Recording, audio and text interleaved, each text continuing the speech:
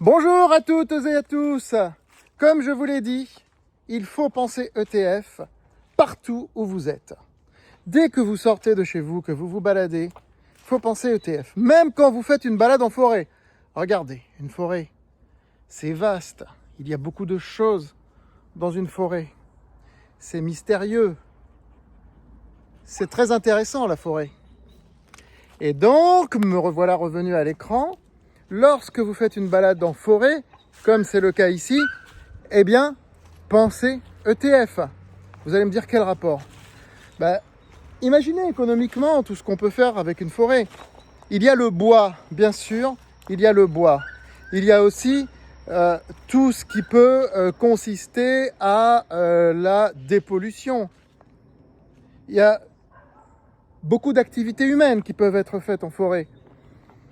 Donc, si vous trouvez le thème intéressant, il vous suffit de taper ETF forêt ou ETF bois sur un moteur de recherche et puis vous voyez ce qui se fait. C'est ce que j'ai fait pour vous. Regardez. Il y a des choses qui existent. Vous voyez ? Il suffit de taper ça sur un moteur de recherche et vous voyez qu'il y a des choses qui existent. Après, ne comptez pas sur moi ici pour vous dire qu'est-ce qu'il va falloir acheter ou pas. De toute façon, je n'ai pas encore assez étudié la question. Là, je ne suis pas en train de vous dire comment faire pour acheter un ETF. Je suis juste en train de vous dire comment faire pour avoir l'idée de l'ETF qui va vous intéresser ou pas. Donc, dès que vous êtes dans une situation, ne serait-ce qu'une balade, en famille, avec des amis, en forêt, en ville, n'importe quoi, regardez ce qu'il y a autour de vous. Comme je vous l'ai déjà dit, regardez ce qu'il y a autour de vous et dites-vous toujours, est-ce qu'il y a un ETF là-dessus ? Et puis après, vous cherchez et vous réfléchissez. Mais voilà comment les idées doivent vous venir en tête.